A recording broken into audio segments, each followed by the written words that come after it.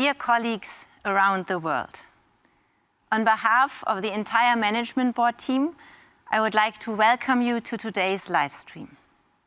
Of course, we will look at 2021 and the topics and focus for 2022. But what moves many of us right now is the war in Ukraine. At B. Braun, we condemn this war, and our thoughts are with the people of Ukraine. The safety of our colleagues is, of course, our top priority. According to our latest information, none of them is injured, and together with them, B. Braun is focused on bringing supplies into the country and maintaining logistics chains despite the difficult conditions.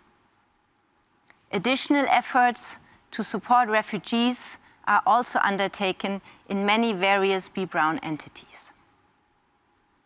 At the same time, we are continuing to ensure our responsibility to the healthcare market in Russia, especially to our more than 7,000 dialysis patients who depend on us.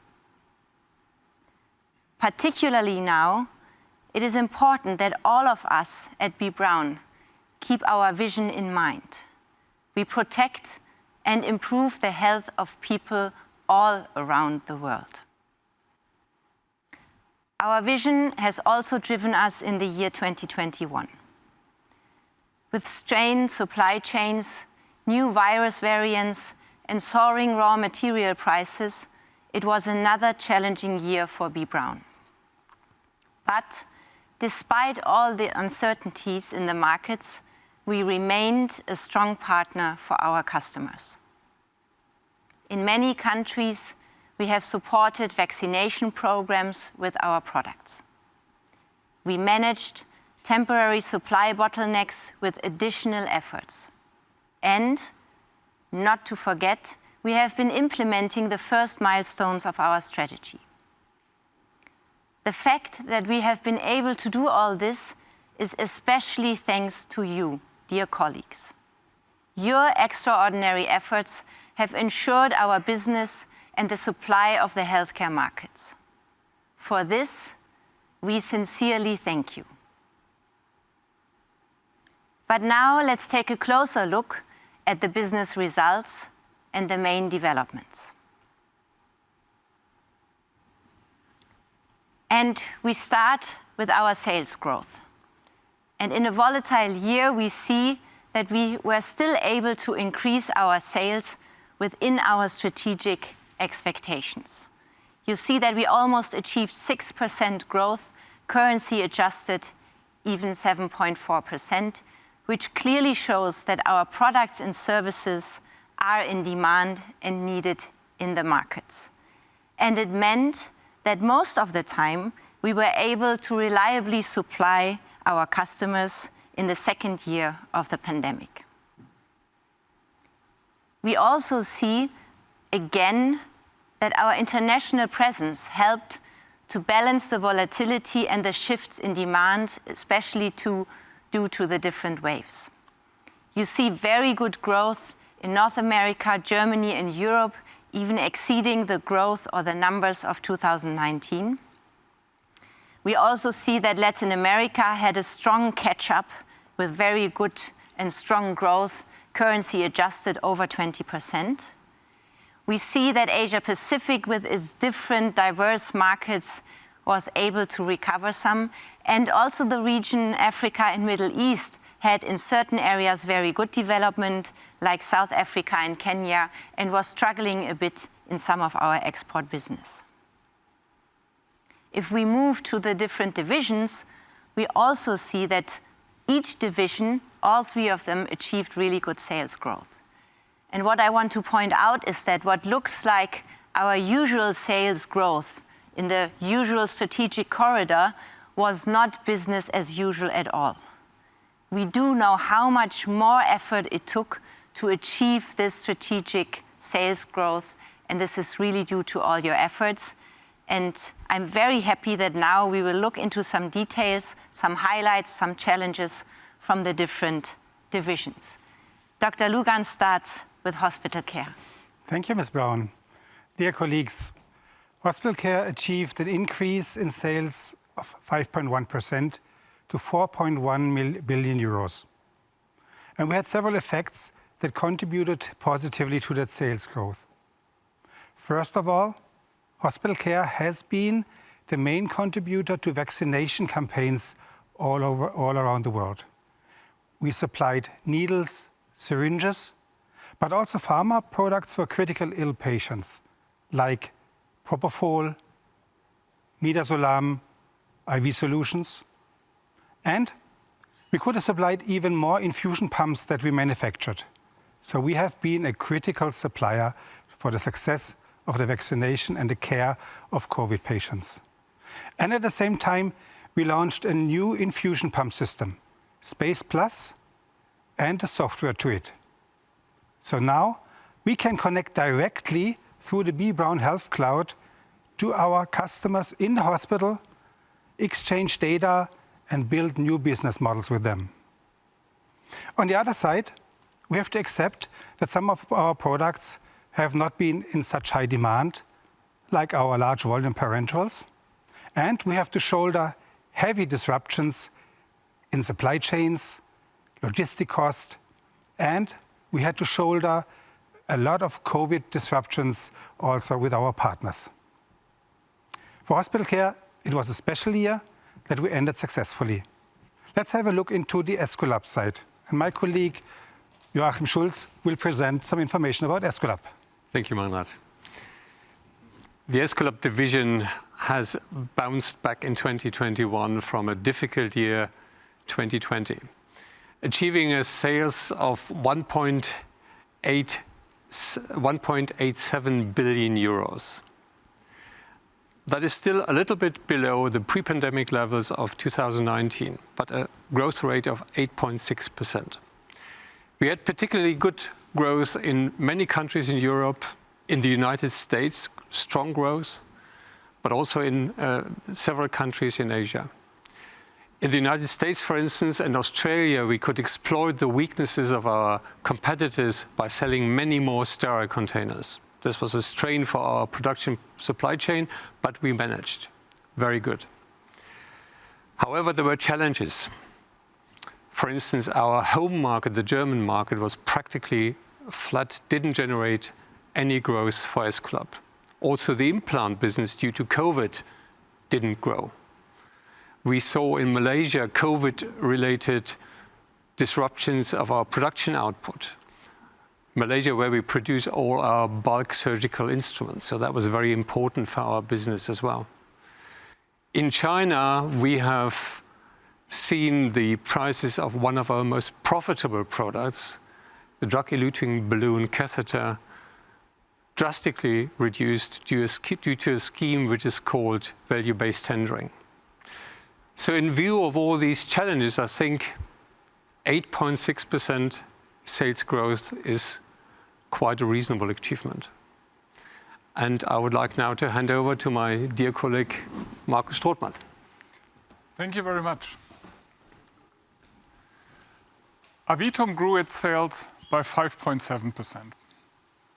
5.7% up to 1.8 billion, and Ms. Braun mentioned it already, under very challenging conditions. When we look into the different business fields, a strong contribution to our growth came from the wound care business, and we were able to enlarge our footprint for the home care business throughout Western Europe, one of our big strategic targets. On the other hand, we have to admit that the pandemic had a very strong, also negative effect on our business. We saw a strong increase of mortality, specifically of dialysis patients, but also in the other chronic fields, which led to a decreasing demand for disposables. Disposable business for our HD business was below last year. And we also saw a lot of negative effects within our own clinics, where at the end the sales volume just remained flat. And Dr. Beller will now outline to you which implication this did have on the profitability of the group. Thank you very much. Dear colleagues, as we have seen in the different divisions, The year 2021 was marked by fluctuations in demand and high and dramatic price increases for raw materials, energy and services we purchase. And this have put our business under pressure. As you can see it easily when you look to the development of the gross profit margin. The gross profit margin is the difference between the selling price we receive from our customers and the costs which are needed in order to produce our products. And as you can see, the gross profit margin declined over years, and in the year 2021, we ended up below 39%. And with the gross profit margin, we have to cover all other costs of the B. Braun Group. Let's have a look to the other costs. When we look to the administration cost as well as to the selling costs, we see that both increased around 125 million euros compared with previous year. We missed the targets we set for the maximum increase in selling and administrative expenses. This was especially due to the increase in personnel costs and freight expenses. One example, the freight expenses for one container from Malaysia to Europe was in the last quarter of 2021 5 times higher than in 2020. And in addition, although the time for transportation increased, transports from Asia to Europe need now 4 weeks longer. These high costs will remain. Therefore, we have to work on structural changes in order to reduce our cost structure and not only cost savings. Key measures to bring our cost structure down are bundling of processes in shared service center and further harmonization and standardization of processes. For example, the introduction of our new SAP system, S/4HANA. Within the course of the implementation, we have identified within the Intelligent Enterprise project that we have a lot of local solutions around the world today. To maintain all those solutions in the future will be very, very expensive. Therefore, especially in preparation and introduction of S/4HANA, we have to use the existing possibilities for standardization and harmonization in order to reduce our cost structure in the long term and sustainably. Overall, we can summarize for the year 2021. A number of internal and external factors have weighed heavily on our cost situation and thus on our profitability. And for our results, this means it did not develop in line with our expectations. Profit before tax remained below previous year level. And I have to say, this is disappointing. It is a disappointing outcome given our positive sales growth.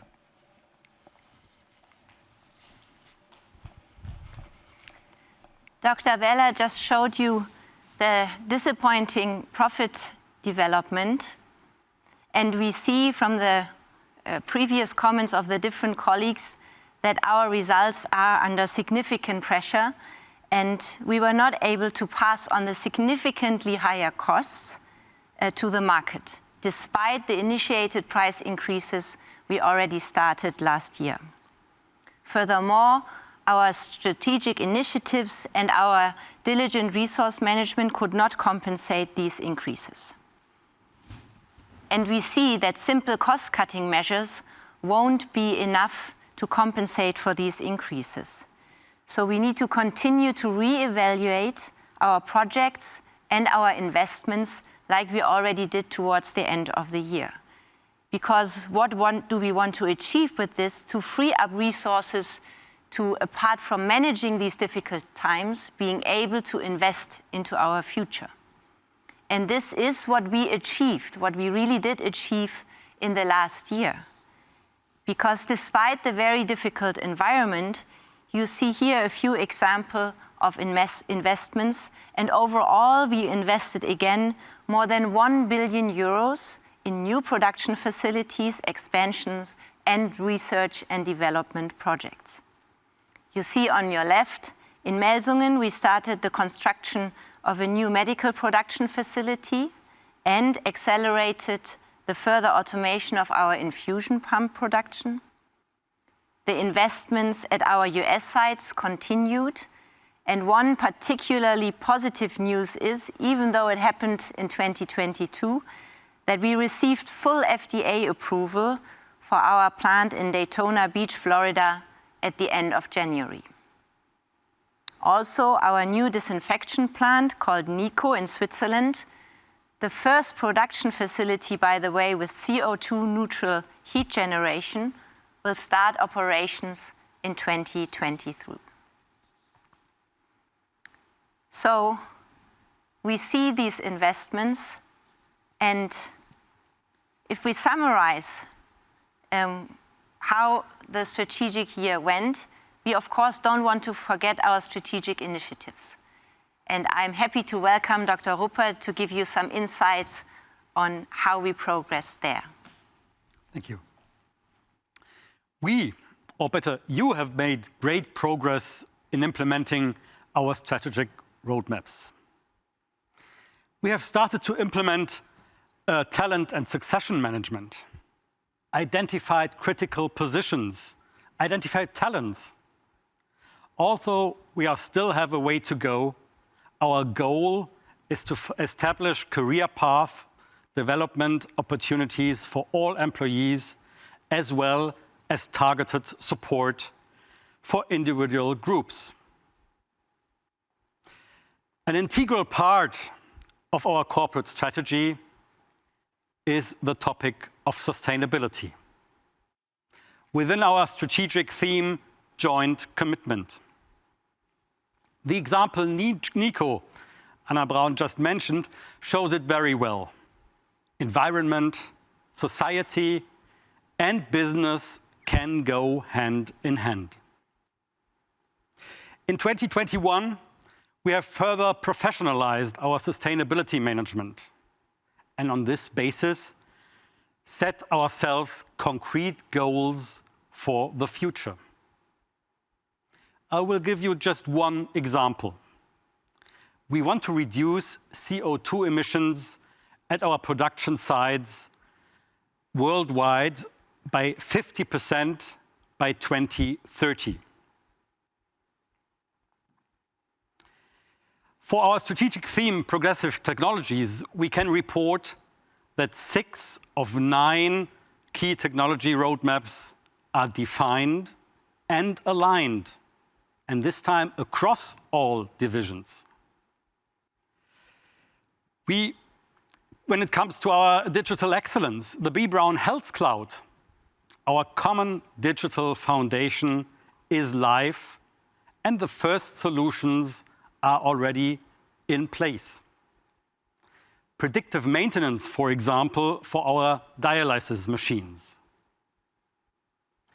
In the field of customer focus, we have established a new global marketing, sales, and services organization to support you in your countries. And now... Thank you, Dr. Ruppert. If we summarize how the fiscal year went for B. Braun, we can say we achieved good sales growth within our strategic corridor, thanks to your tremendous efforts. But pressure on our profitability has significantly increased, and it is clear that our initiated measures showed some effect, but are not sufficient. We have to acknowledge that uncertainties in the market and volatility remain and have even increased. So to protect our results in 2022 and improve them in the future, we need to implement additional changes. This is the only way we can unlock the resources we need to continue to further invest in our future. And therefore, my colleagues in the Management Board and I have started to implement a group profit boost program addressing different areas of the company. To prepare that, we first analyzed our cost structure against our competition and saw that apart from sales, we are not competitive, especially regarding cost development and efficiency. We then integrated these results of the benchmark into our strategic framework and derived measures to increase our profitability. And now we are implementing these measures as part of selected 2023 roadmaps. But let's give you some details on some of these initiatives. Dr. Beller will start. As you can see on this slide, we are implementing profitability measures in various parts of the group. These are the areas that are making a significant contribution to improving our cost structures. Under the headline Central Services Profit Boost, we would like to introduce optimization of procurement as part of the 2023 roadmap. We have already started and are particularly seeking to optimize indirect procurement.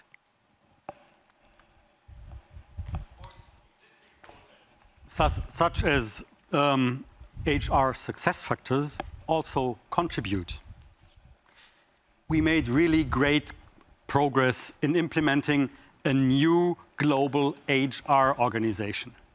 Not everything has to be invented in Melsungen. We share a lot of best practices from all around the world.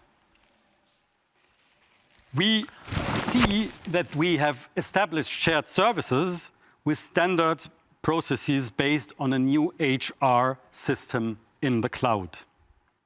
Therefore, we achieve two goals. We will be even more competitive in the future, and we will be a data-based business partner as HR.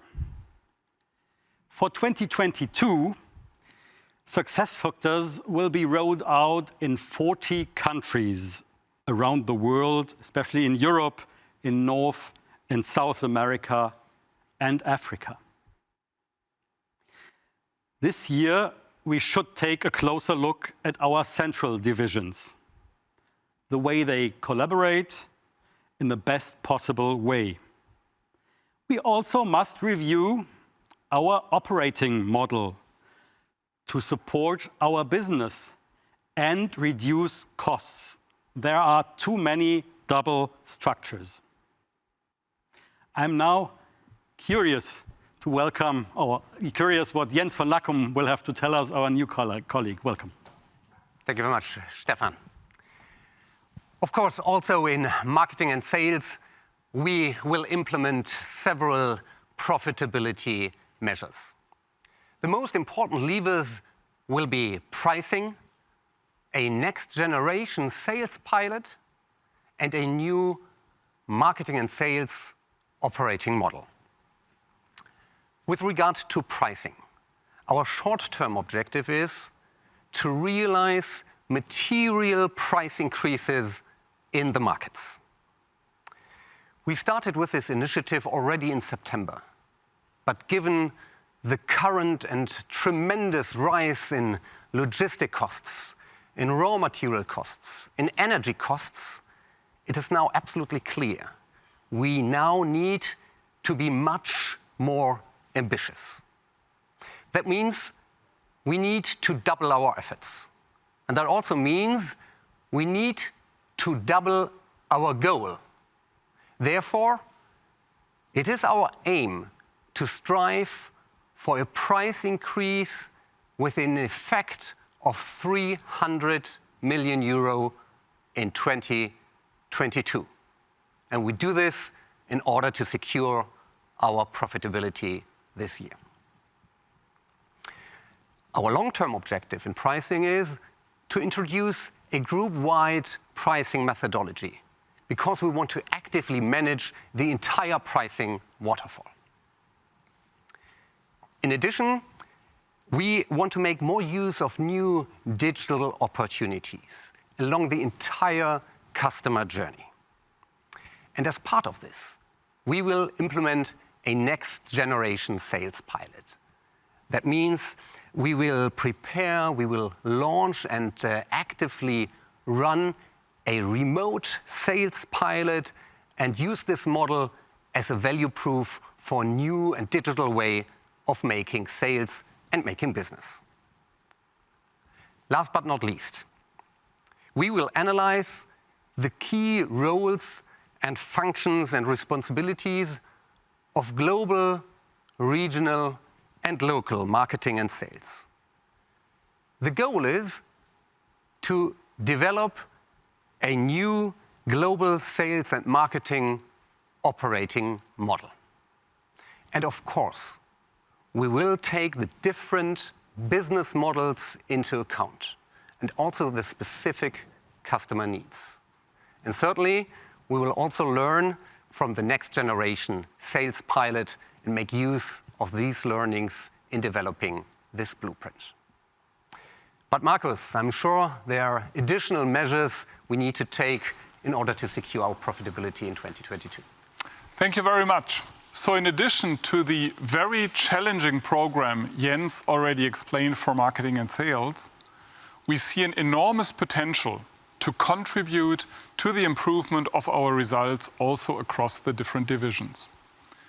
We have been working over the last months on programs in each of the divisions to improve our results, and I would like to give you the example for the Avidum division. For Avidum, we have structured the entire Profit Boost program beside pricing into 3 major pillars. Pillar 1 will be a new setup of our organization. We have reviewed the structures within the division, within the global function, within production, and we will come to a leaner, more efficient and faster organization. Yes, we want to reduce our cost structures and we want to increase our efficiency. Secondly, we have been working on our R&D portfolio. And it's very clear, we have to focus our resources on those projects, on those product lines where we see the highest potential for profitable growth in the upcoming years. We have to focus in order to become faster and to become even more competitive in our focus areas. And last but not least, we will work on our operations. In accordance with the running strategy, we will work on digitalization, we will work on next level automation. These are key focus areas. But we also will look into additional opportunities. One example I would like to mention is outsourcing. Yes, we will go for outsourcing in areas where we are not successful, where we are not competitive, or which are not really of strategic relevance for our group. And now Anna-Maria Braun will sum it all up and will give you an overview of all these measures. Thank you. Here you can again see all the measures we will take to protect our results in 2022. This clearly has to be our focus for this current year. We will continue to focus on key projects that contribute to our profitability.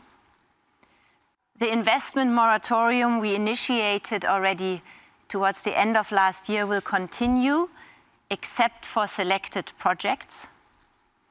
And a hiring freeze is in place to prevent our personnel costs from rising and to reduce our headcount. And the Group Profit Boost program that was just introduced will intensify the initiatives within our strategy to unlock resources for investments into our future. These are uncertain times. It's good to know that we can rely on each other, trust each other, and really everyone matters. That's why change and development in our culture is so important. To give feedback, negative or positive. This all is very important in the upcoming months and years. We need to embrace change and at the same time focus on our values. Appreciate diversity, different perspectives. You can convince me, I can convince you. Especially trust each other. And we must be accountable for what we do and deliver results in our area of responsibility. This is the only way we can counter volatility. And it's the only way we will be strong.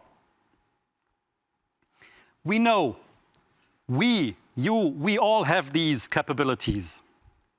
There are going to be tough times ahead of us in the coming months. This is why you, our employees all around the world, are so fundamental for our success. If we stand together, we will get through this successfully. And now, my dear colleagues, I'm looking forward to your questions in the Q&A session. Thank you, Dr. Ruppert. Dear colleagues all around the world, welcome to the Q&A session of our fiscal year all-employee livestream. And thank you to the Management Board for the information on 2021 and the clear messages on 2022 going forward. I can imagine that you have questions and comments on our financials, but also on the change that has been addressed. Therefore, in the next 20 to 25 minutes, we have the Q&A session for you. Please allow for a few comments while the stage is getting ready for the Q&A session. First of all, the chat is open. Feel free to continue to post your questions and comments in the chat. And we probably don't have enough time to address all the questions for you. If there's any remaining ones, please reach out to your management. The questions in the chat are grouped by topics. And then the questions with the most likes will be presented to the board. And now I can tell that the stage makeover has been completed. I would like to open the Q&A session with the management board. And the first question, Ms. Brown, I would love to direct to you. And the first question is, as the executive board, are you concerned about our future and future existence? How serious is our financial situation? What are the expectations for 2022? Well, first of all, I am not concerned for our future because I know how resilient we are, and we wouldn't be more than 182 years old if we wouldn't be able to adapt and change to different environments. But I think what is clear that we are in a very serious situation with tremendous pressures from various angles, which does require that we take extra efforts and additional measures to really safeguard our profitability. So the expectation is, as I summarized just now, really to take all measures with a focus on protecting our profitability, understanding that many of these measures will be hard and difficult. Let's discuss price increases with customers in this environment. Well, thank you, Ms. Brown. And I would add another question to Mr. Strothmann. Is there a cost savings program for all divisions? Thank you for that question. Yes, there is, because we see the pressure on our business in all the divisions.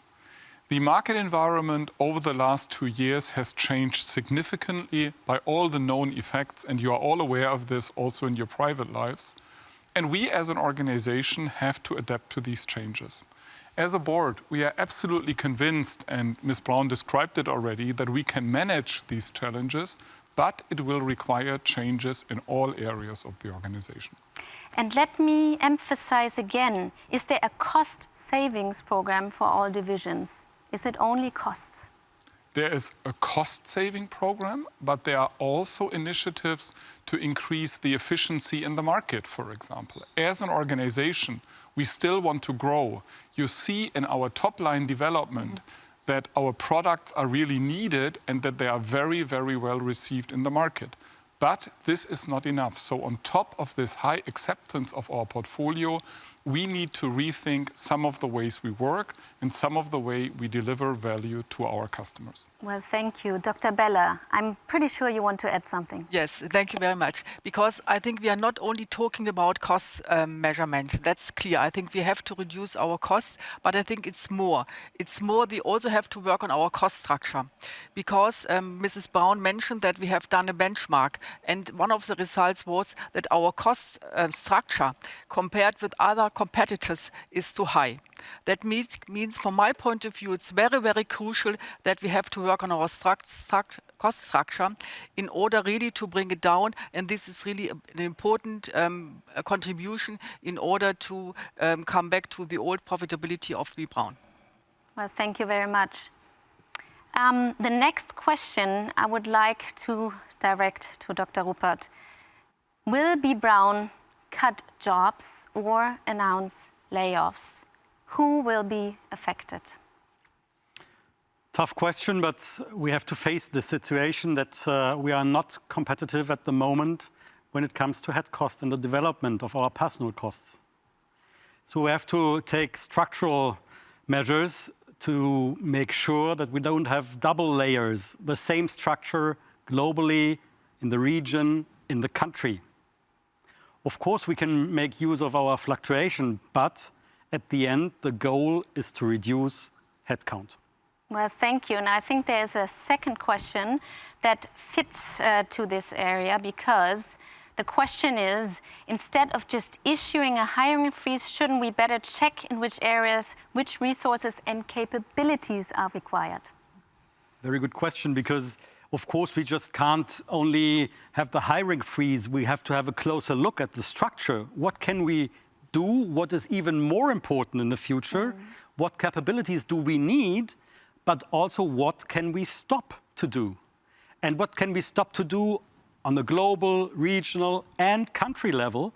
So it's not replacing someone who retires. It's looking into the structure and making sure we are really having the right capabilities. Yes, thank you. Ms. Braun, do you want to add to our capabilities? Yes, maybe it's the hiring freeze is needed because we need to put the brakes on now. And then, of course, we do the analytics like the program Mr. Strothmann described he did with Avitum to really go into details, analyze where for our strategic initiatives we need headcount, want to move forward, but where then do we need to reduce. But the brakes are needed now, and we cannot first have different analytics or programs evaluated. The brakes have to be put on now. So that is very clear why the hiring freeze starts now. Well, thank you. Mr. Strothmann. And I think it's an important point where we would like to make clear it's not just about increasing workload for the individuals. It's what Stefan Ruppert said. It's about stop doing things at several points, at several parts of the organization more than one time. So get rid of these redundancies.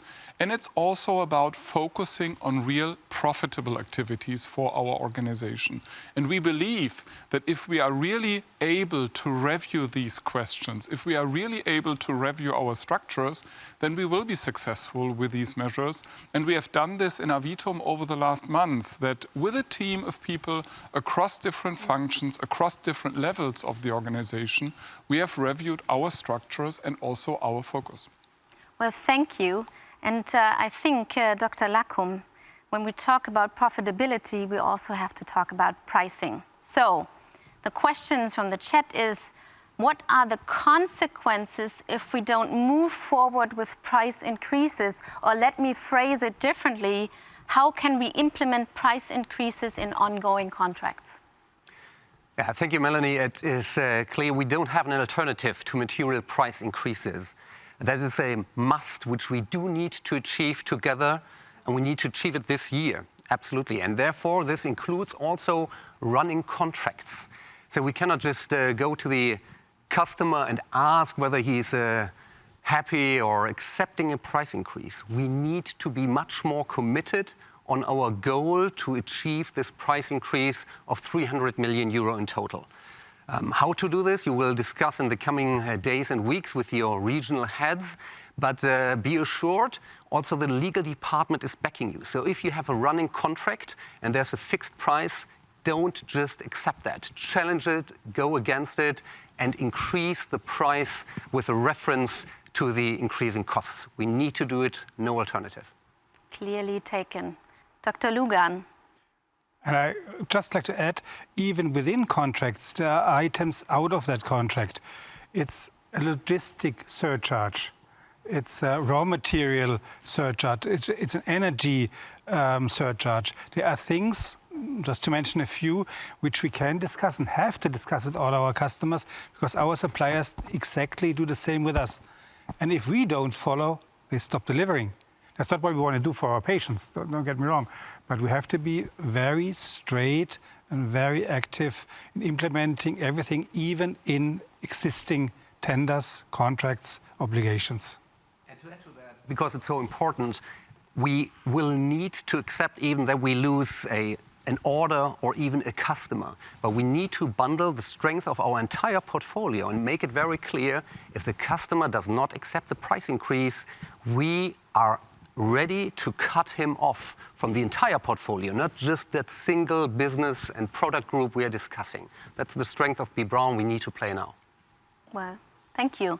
Dr. Bella, the next question I would like to direct to you. How do we want to manage digital transformation when we have a lack of crucial resources, for example, IT resources? Yeah, I think we have to work on the same topics we already mentioned. At the moment, we have many local things, and I mentioned this already, and we found it out when we looked to the intelligent enterprise and the analysis for S4HANA. We have a lot of local solutions around the world, and we have many IT employees and colleagues who are working on these items. And what we have to do, we have to bundle our resources. We have to bundle our resources only to have one IT solution, for example, in place for the whole group. And then I'm convinced that we have enough manpower to handle all the requirements out of the digitalization. Well, thank you very much. Ms. Braun? Maybe what's interesting with regard to the resource discussion is that the benchmark also showed that in many areas we do not have too little headcount, rather the opposite. So it's not a question of we do not have the people, it's again the question, do the people really focus on what is required? And like we've heard from the different colleagues before, can we really take the next step to avoid redundancy or to avoid doing double the things twice or again and again in different layers?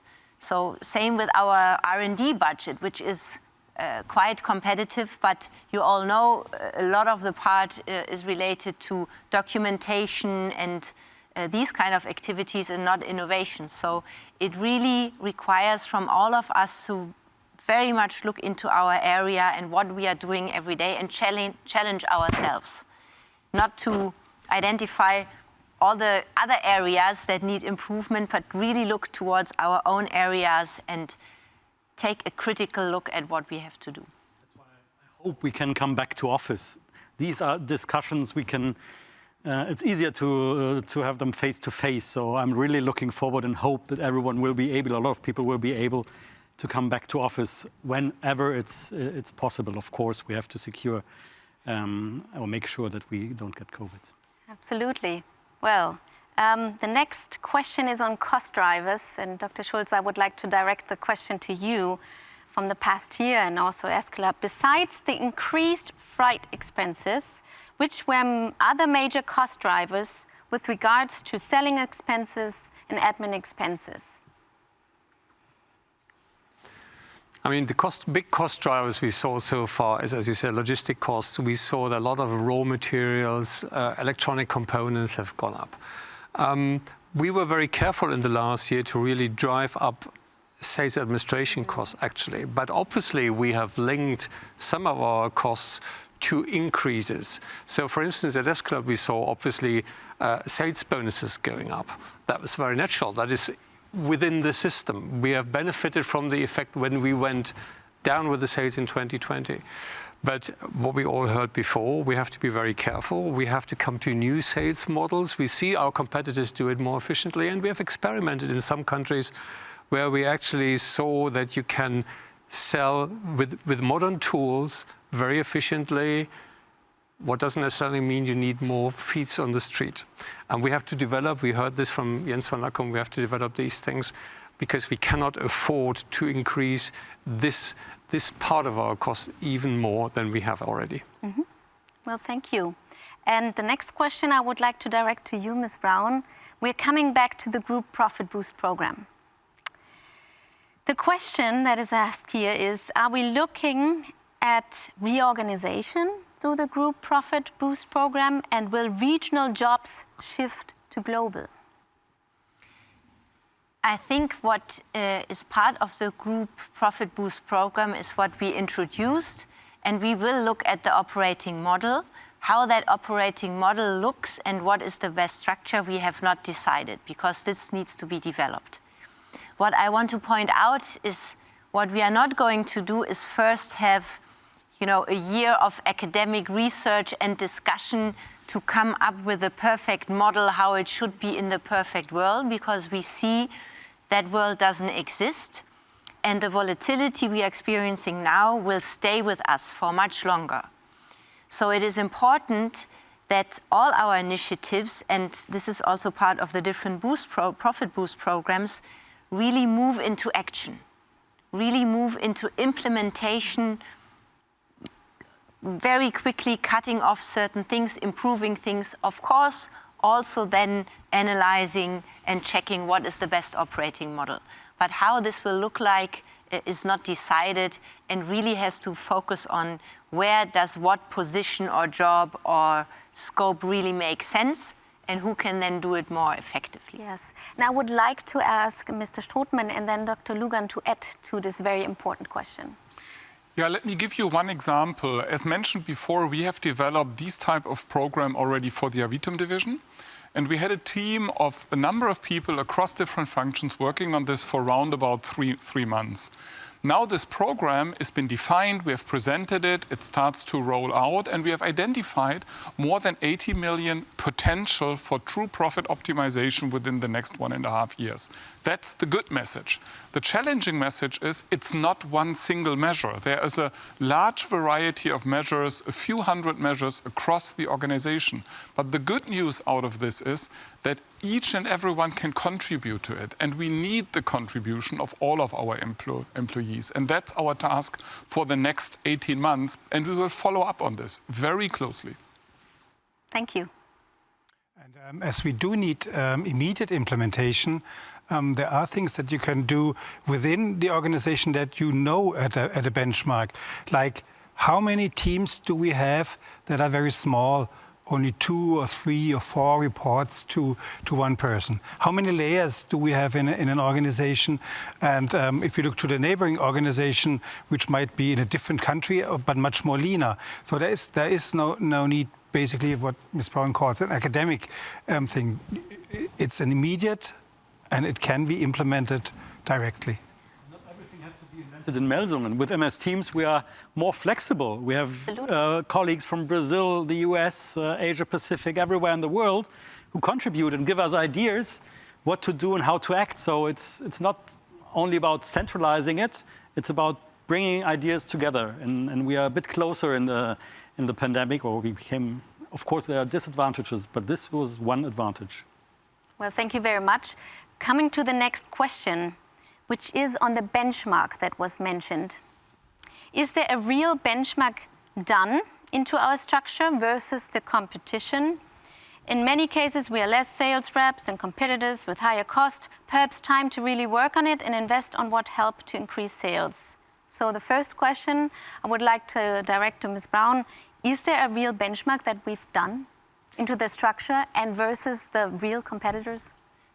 I understand real benchmark as using external resources. Yes, we did a comprehensive benchmark across our entire profit and loss statement with BCG. They started in December, completed it in January with lots of analytics of our data, and compared to over 200 companies in the medtech sector. So sometimes our argument, we are not comparable because our portfolio is so broad, won't count, because the depth or the extent of companies we were measured against was over 200, and it showed, if you leave out the sales, that we are not competitive in our COGS, we are not competitive in the SG&A costs, and we really need to take measures now. Well, thank you, Ms. Brown. And Dr. Schulz, as you also know the content of the benchmarks, was there some revealing information on Escolab? I think we did a very general benchmark across all the divisions, but I think what we found is also true for Escolab. We saw that in the cost of goods sold, for instance, we are more expensive than our competitors. And we compared ourselves to an array of competitors, not just to one, because we always say, oh, we're not comparatively the same like whatever this and that company. We are so special. No, I think the bottom line is we are not so special. And we can say at the moment, our cost structures are too high. We have to work on them. This is also true for Escolab. So can we summarize? We decided to do the group profit boost as a group program, and that will, of course, be done in all divisions. Absolutely.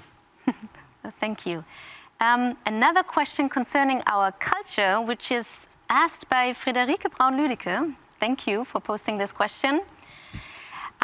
It is about the Profit Boost program and the affecting of our culture. So I'm expecting quite a few colleagues to answer. The Profit Boost program will impact the way we collaborate and certainly affect our culture. Such a change is quite unusual for B. Brown.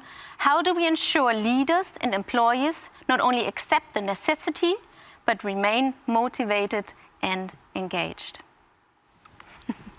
Yeah, when we want to change things, culture is a very important, or the most important tool, so to say. So culture is not for nice weather. You talk about how meetings take place or how you act together. It's really the essential framework for all our changes, to be accountable, to accept diversity, different perspectives, and also motivate people, because you need people who are really motivated to embrace change. And this is taking more time for feedback, positive feedback, negative feedback, and making people more accountable. And I think this can be, it's hard, but it can be fun also, because you really achieve things. You feel that things change. So it's an important cultural topic. Any additions to this? Yeah, maybe everybody that in his private life sees what's going on out there at the gas station, sees under what kind of circumstances we are. So the sense of urgency, I think, is in every one of us. And what is more motivating than trying and finally also achieving to making things better and more efficient? So I don't see basically the motivation issue in it. As soon as we have understood the need to change altogether, I think then we all have the team, when we have the team spirit, we see that in every crisis. Whenever we have to work towards through something, it works. So I'm optimistic that the team will stick together and find good, efficient solutions. Ms. Brown. Yeah, I hope I can add one very motivating factor. You know, I like to talk about focus and discipline. And I think what sometimes is not explained so much, that focus and discipline is not because we want to be extra strict, but we see that with focus and discipline and really discussing hard what we need to do now, we release and unlock resources to invest in our future.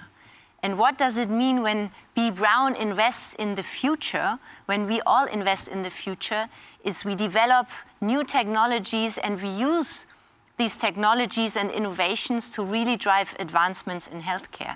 And this is maybe it's what motivates me, what hopefully also motivates all of you, that these efforts are needed so B. Braun can do what we know best and can do best to protect and improve the health of people around the world. And we see in these days how important this is, how valuable it is, how much responsibility we have to the different healthcare markets. So keep that in mind when the decisions get tough and when the situation gets tough, because we don't see that the volatility and the tension will ease anytime soon, that all this focus and discipline is really to unlock more potential and drive advancements in healthcare. Well, thank you very much. And another question on key technologies I would like to address to Dr. Schulz. Will the 3 key technologies that do not have been aligned on the roadmaps yet, as we've seen earlier, still be pursued? Which ones are still open and what are the expectations for them until 2023? We made great progress, as you mentioned before, great progress in certain technologies where we have sort of immediate next steps. We have put something on the back burner because we think we need more time. Just for instance, take the biologics, which is a huge field. It can change our life and will change our lives, I think, in the future in many respects. But this is really the long run. So what we do for 2023 is really what we have now to do, like, for instance, in robotics, in materials, and so forth, in sterilization. But the other ones are not forgotten. They will come, but they will come later. Whether it's 2023, I do not know, but they will not be forgotten. They will be certainly on our agenda. Well, thank you very much. And there is a question I would like to direct to you, Dr. Beller, on shared services. Shared services have been a major topic in the past years. What are the tangible results experienced in the group? For example, headcount reduction. How can we scale up to deal with increase of admin costs with the shared services approach? Yeah, as I mentioned already, we have to bundle. And I think when we bundle and when we also standardize the processes, then I think we have really the opportunity to bring the number of headcount down and come to a cost reduction. But I also have to admit that it can be possible closely after the transportation of a process in a shared service center, that the service level can slightly decrease, because at the moment before you do the transformation, of course locally you have optimized your processes, but in a shared service center you have to come to standardization. But when you look to our competitors, this is what many competitors have already done. And when we look to our cost structure, we also have to do it. It's the only way really to bring the cost structure down. Well, thank you. And a question to you, Dr. Lugan, on the B. Braun Health Cloud. Which products are already connected to the B. Braun Health Cloud? We do have Space Plus, which is the most important, because biggest number of single units being connected to the Health Cloud through the hospital systems. And I think this is a very good start into it, because you see through many countries, it's an international rollout already. We're getting all the experience that we need to connect other hardware systems to the system. So for now, it's Space Plus, first of all. Well, thank you. And a question I want to direct to you, Dr. von Lackum, on passing on prices to our customers. The question is very precise. How much in percent of the higher costs induced for different reasons, materials, sales, and so on, did we successfully pass on to the customers?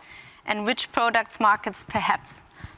Could you ask back in what area, in what time zone? So up to now, we usually just were able to implement price increases of 1% or 2%. Of course, some areas like hospital care pharma are much more successful than, I must admit, Esculap.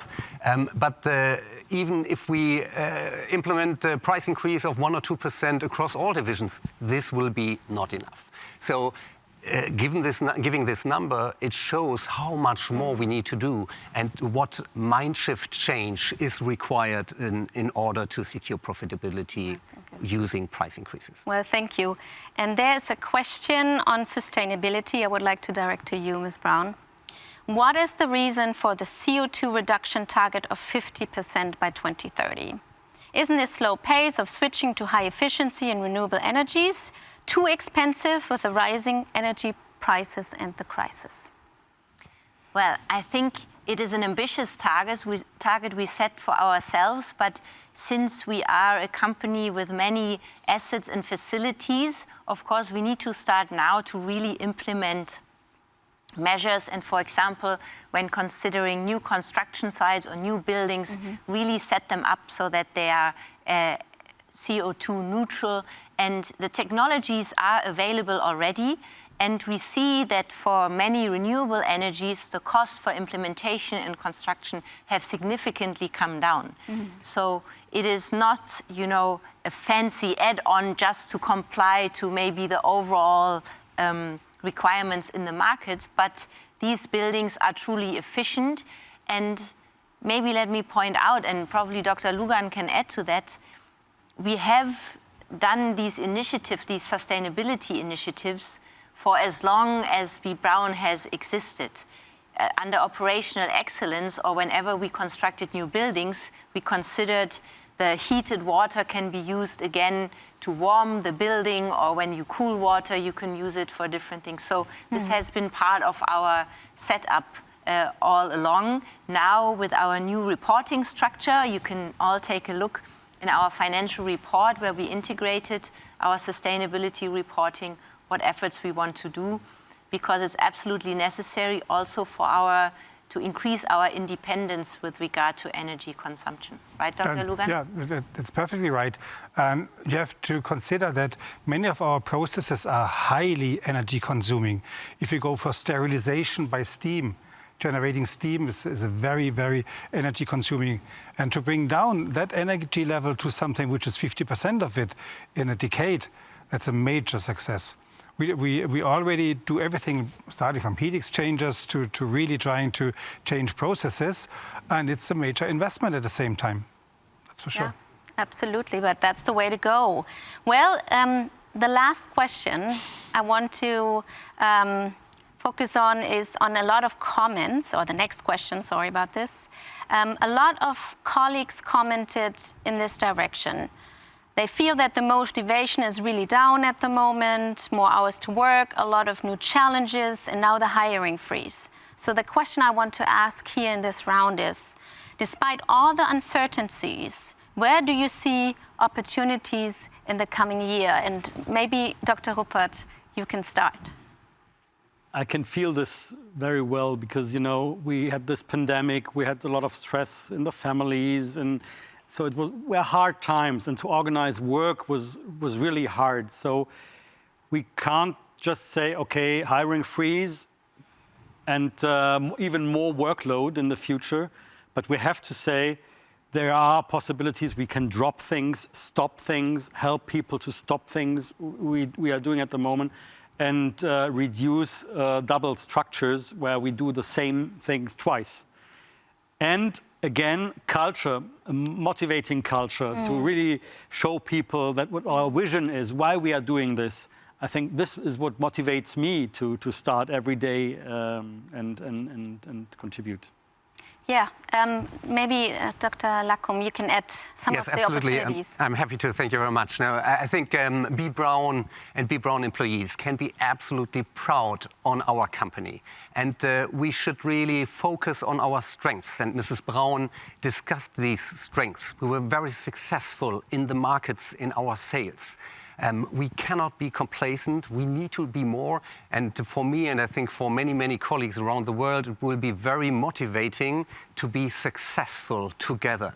So we need to change in order to be successful and to get back to the top. And this is what we need to do. And being successful along the way will motivate us, and we will have a lot of new opportunities coming up. Well, thank you. Ms. Braun. Maybe what can help some of you is that, of course, my colleagues in the board and we acknowledge and we are aware of the situation. We acknowledge, and this, to be honest, helps me personally, the exhaustion or also the frustration that all the measures we already took and implemented, all the good initiatives, don't show the fruits in the results.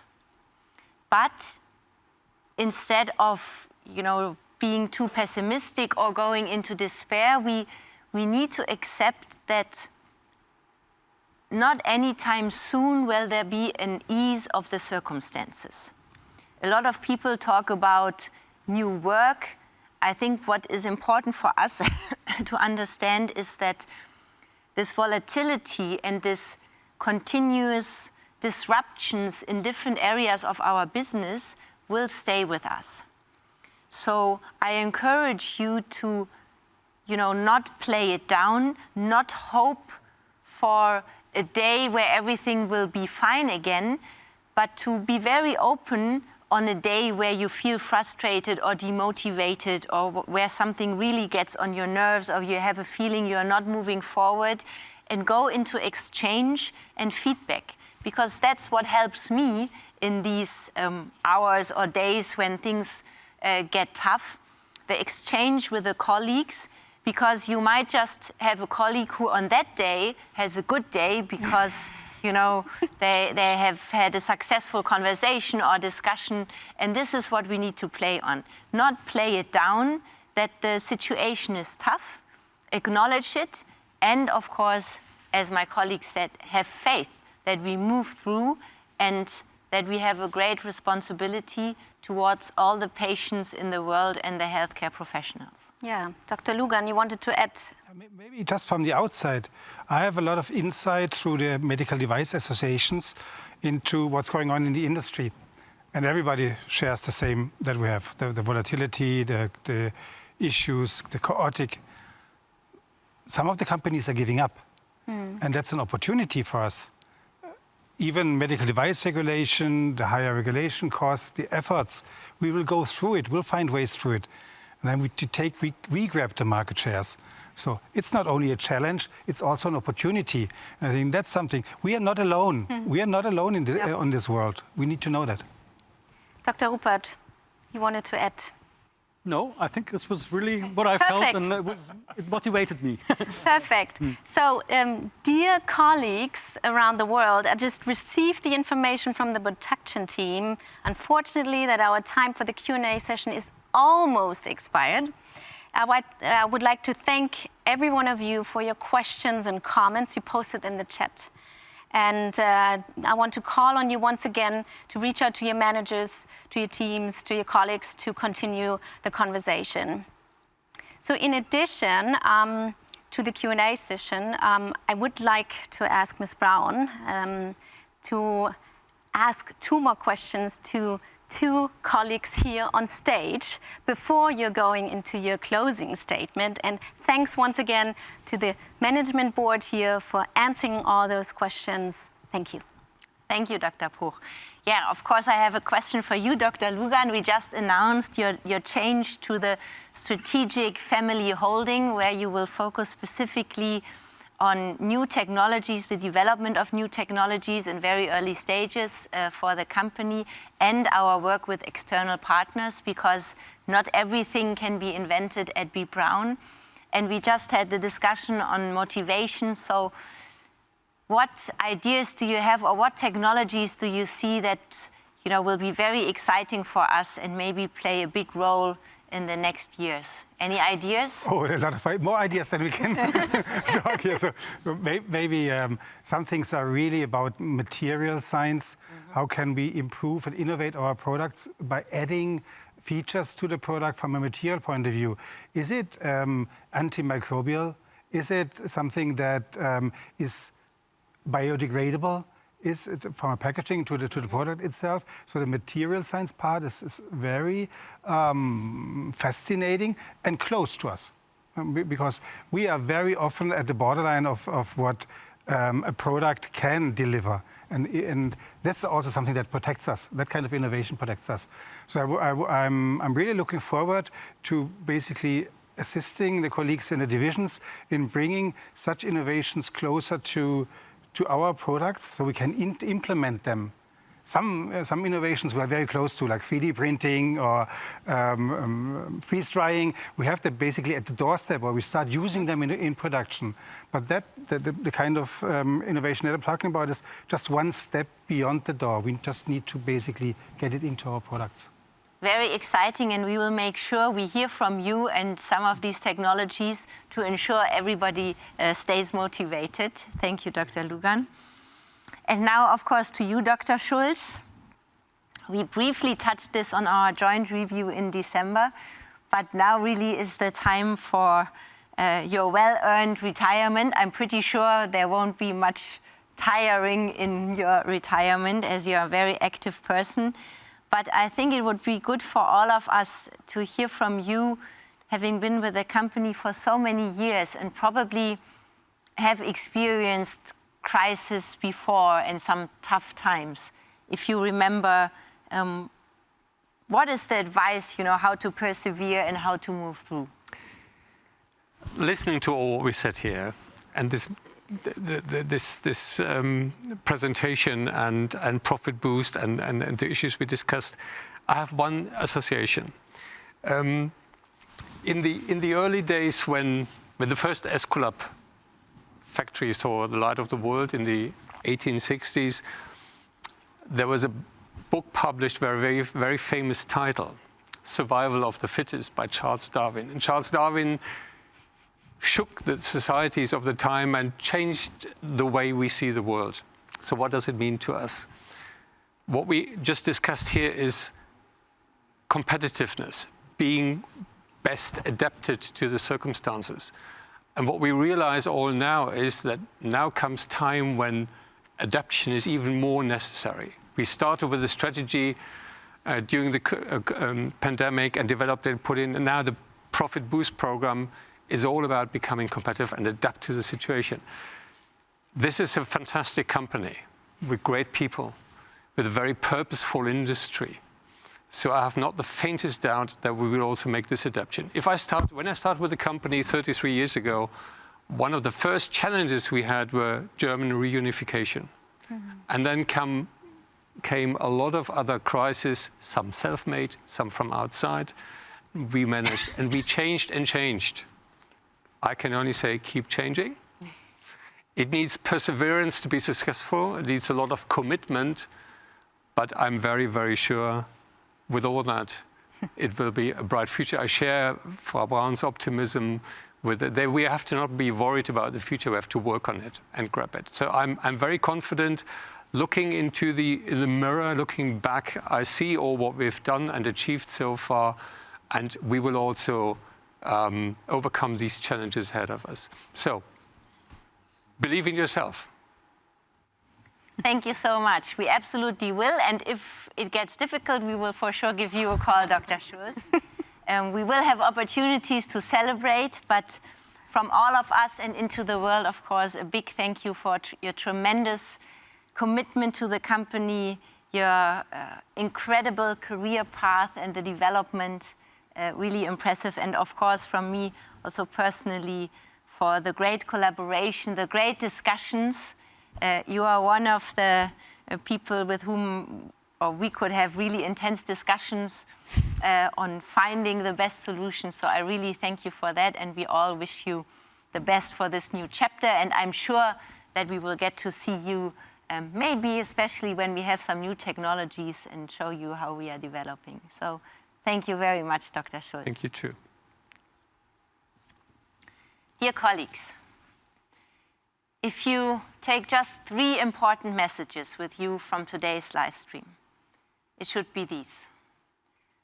Volatility in the markets will continue to put significant pressure on our business. Therefore, we need to continue ensuring sales growth in our strategic corridor while increasing prices and improving our sales force efficiency. We also need to secure our profitability in the long term and need to implement additional changes. With the group-wide Profit Boost program just presented, we have to protect our profitability in 2021-22 and enable investments into our future. Apart from reviewing our investments and R&D projects, this requires adjustments to our operating models and structures as well. Nevertheless, and this is the third important message, we can be confident that we will be able to overcome these challenges. Because at B. Braun, we are resilient.